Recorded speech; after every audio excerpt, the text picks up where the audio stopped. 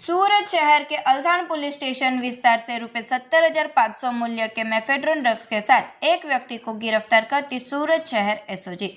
Police commissioner Shri Anupam Singh Gehlot साहेब सूरत शहर द्वारा शहर में नशीले पदार्थों की बुराई को पूरी तरह समाप्त करने तथा अन्य राज्यों से चोरी छुपे लाकर सूरत में ड्रग्स फैलाकर युवाओं को नशे की अंधेरी दुनिया में धकेलने वाले तत्वों पर कड़ी नजर रखें और ऐसी गतिविधियों को रोकने हेतु सख्त कार्रवाई करने के निर्देश दिए गए थे। उन्हीं के तहत नायब पुलिस कमिश्नर श्री राजदीप सिंह नकुम साहेब